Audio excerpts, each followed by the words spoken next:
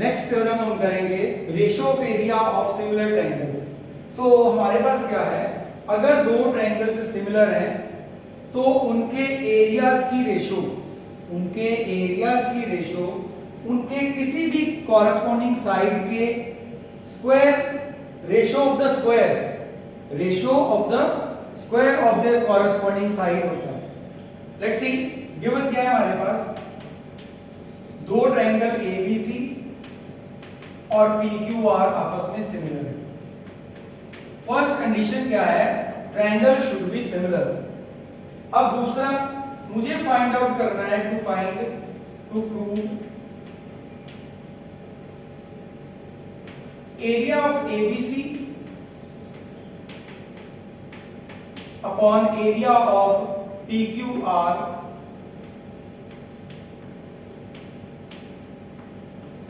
is equal to the square of the ratio of corresponding side में BC over QR ले लूं, जरूरी नहीं यही हो, आप दूसरी भी AB अपॉन PQ का होल स्क्वायर भी ले सकते हो, AC अपॉन PR का स्क्वायर भी ले सकते हो।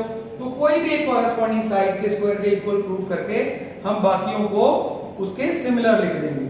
So let's see, first of all proof construction यहां पर, क्योंकि एरिया की बात हो रही है तो area half into base into height होता है, तो हम A से BC पर परपेंडिकुलर ड्रॉ करेंगे, AM PN।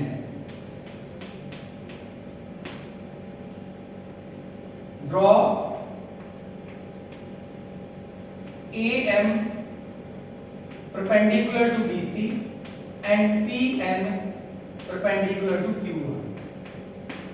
ये हमने ड्रॉ कर दिया। प्रूफ, क्योंकि बात एरिया की हो रही है तो एरिया की रेशियो ले लेते हैं, एरिया ऑफ ट्रायंगल ABC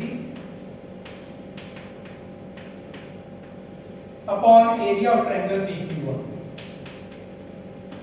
तो इट मींस ABC का area half into base into height, तो 1/2 बेस इज BC और हाइट इज AM। PQR में एरिया हाफ बेस QR और हाइट PN।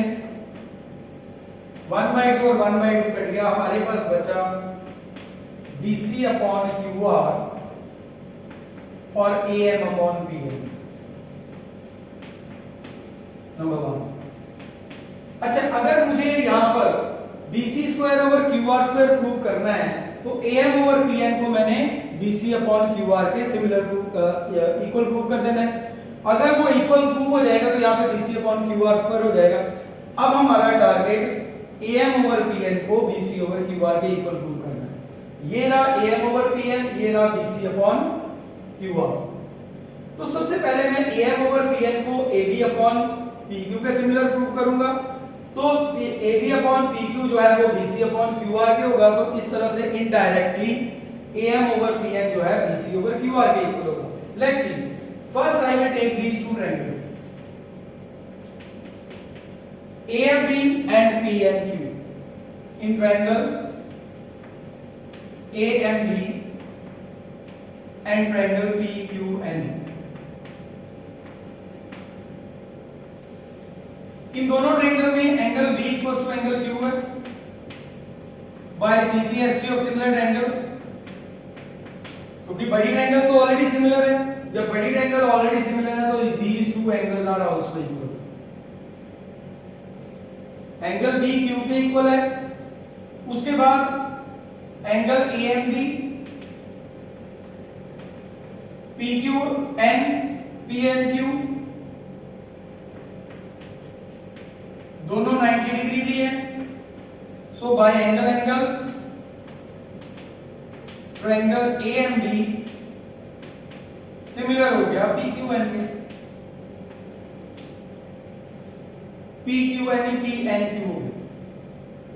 A के बाद हमने M पढ़ा 90 डिग्री, P के बाद N पढ़ेंगे 90, PNQ। So by corresponding part of similar triangle अगर हम रेशियो पढ़ते हैं तो AM upon PN MB upon NQ और AB अपॉन PQ। नंबर 2। अब बड़ी ट्रायंगल हमारे पास ऑलरेडी सिमिलर है,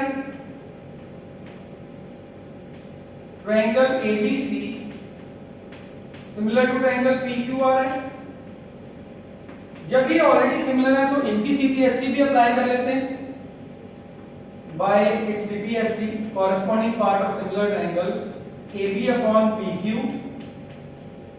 BC upon QR and AC upon PR। Number 3 sorry. अब इसमें अगर आप देखो यहां पर भी AB अपॉन PQ है, यहां पर भी AB अपॉन PQ है। It means all the ratios are equal, सारी रेशियोज आपस में इक्वल है। सो फ्रॉम 2 एंड 3 हमें जो रिक्वायर्ड रिजल्ट चाहिए वो ले लेते हैं। From 2 and 3 what result I required AM over PN will be equal to BC upon QR। AM upon PN,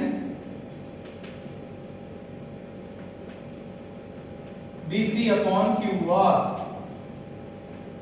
अब इसको हम 1 में सब्स्टिट्यूट करेंगे। Again from 1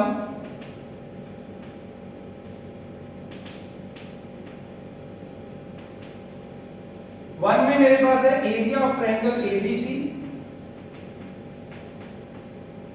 upon area of triangle PQR, BC upon QR और BC अपॉन QR जब किया तो ये स्क्वायर हो गया। सिमिलरली जैसे मैंने BC ओवर QR किया वैसे AB अपॉन PQ भी हो सकता है, ऐसे AC अपॉन PR भी हो सकता है। अब इसका रिजल्ट आगे और भी क्या हो सकता है? अगर AM और PN मीडियन होते तो कॉरेस्पॉन्डिंग मीडियन का स्क्वायर भी हो सकता है। अगर ये एल्टीट्यूड है तो कॉरेस्पॉन्डिंग एल्टीट्यूड का स्क्वायर भी हो सकता है, कॉरेस्पॉन्डिंग साइड का भी हो सकता है, कॉरेस्पॉन्डिंग एंगल बाइसेक्टर का भी हो सकता है। सो ये रिजल्ट को हम डायरेक्टली सम्स में भी प्रूव कर सकते हैं, यूज कर सकते हैं। सो कभी भी दो ट्रायंगल सिमिलर हो तो उनके एरियाज की रेशियो या तो उनकी कॉरेस्पॉन्डिंग साइड्स के स्क्वायर की रेशियो के बराबर, या उनके मीडियन के स्क्वायर की रेशियो के बराबर, या उनके एल्टीट्यूड के स्क्वायर की रेशियो के बराबर, या उनके एंगल बाइसेक्टर के स्क्वायर की रेशियो के बराबर हो सकती है। आइए हम देखते हैं। अब मेरे पास ट्रायंगल ABC और ट्रायंगल PQR सिमिलर गिवन है। अब इसमें एरियाज दिए हुए हैं तो क्या रिजल्ट क्या है? Area of triangle ABC upon area of triangle PQR, it will be equal to corresponding side square. तो कॉरेस्पॉन्डिंग साइड्स में अगर हम देखें BC और QR, BC square upon QR square. जब आप यहां से स्क्वायर हटाओगे इधर स्क्वायर रूट हो जाएगा। इनकी वैल्यू, इसकी वैल्यू है ABC की है 169, 121, इसका स्क्वायर रूट, और इधर BC 26 है और QR मुझे फाइंड आउट करना है। स्क्वायर हट गया, ये 169 का square root 13 by 11, 26 upon QR, cross multiply किया, so 13 QR 26 into 11, so QR 26 into 11